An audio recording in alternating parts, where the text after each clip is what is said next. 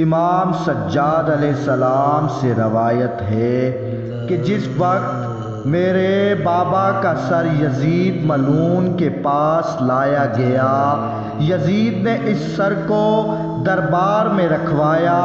ایک روز ایک سفیر جو عیسائی تھا یزید کے پاس دربار میں آیا۔ اس نے سر امام حسین علیہ السلام کو دیکھا، یزید سے کہنے لگا، یہ سر کس کا ہے؟ یزید نے کہا، یہ سر حسین ابن علی کا ہے۔ سفیر نے پوچھا، اس کی ماں کا نام بتاؤ۔ یزید نے کہا، فاطمہ بنت محمد۔ اس سفیر نے کہا کہ اے یزید، تجھ پر لعنت ہو، تو نے ایسا گناہ کیا ہے، تجھ سے اور تیرے دین سے تو میرا دین بہتر ہے۔ وہ اس لیے کہ میرا باپ حضرت داؤد علیہ السلام کی نسل سے ہے۔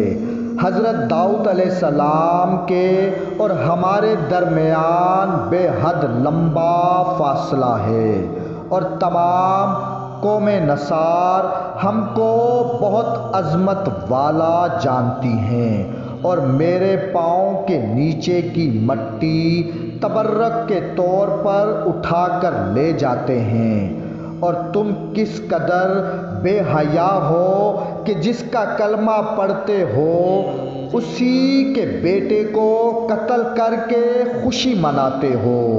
اس سفیر نے کہا، عمان اور چین کے درمیان ایک دریا بہتا ہے جس کا فاصلہ اتنا لمبا ہے کہ 1 سال میں انسان وہاں پہنچتا ہے۔ وہاں ایک شہر ہے اور تمام دنیا میں سے اس سے بڑا کوئی دوسرا شہر نہیں۔ وہاں سے یاقوت، کافور اور عنبر لایا جاتا ہے۔ وہاں عود کے درخت لگے ہوئے ہیں، اور وہ شہر نصارہ کا ہے۔ وہاں ایک عبادت خانہ ہے، اس عبادت خانے میں سونے کا ایک ڈبہ ہے، اس ڈبے میں ایک گدھے کا سم رکھا ہوا ہے۔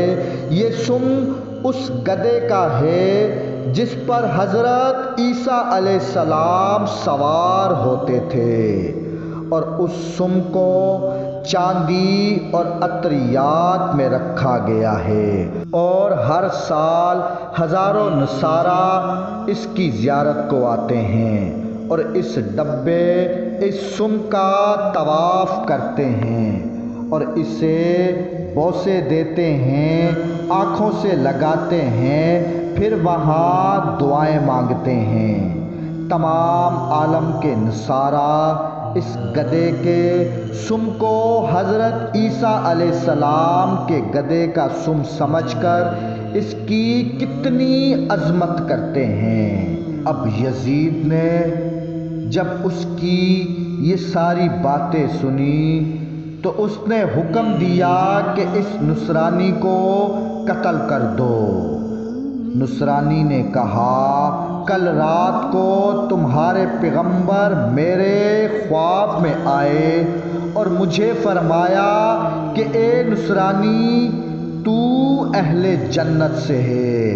اب میں کلمہ شہادت پڑھتا ہوں اور اللہ تعالیٰ کی وحدانیت اور رسالت کی گواہی دیتا ہوں۔ پھر نصرانی تیزی سے اٹھا اور یزید کے پاس جو سر امام حسین علیہ السلام رکھا تھا اسے گود میں لیا، سینے سے لگایا، اسے بوسے دینے لگا اور چیخ چیخ کر روتا رہا، اور بعد میں یزید نے اسے قتل کروا دیا۔ اللہم صلی علی محمد وآل محمد۔ من كنت مولا فهذا لي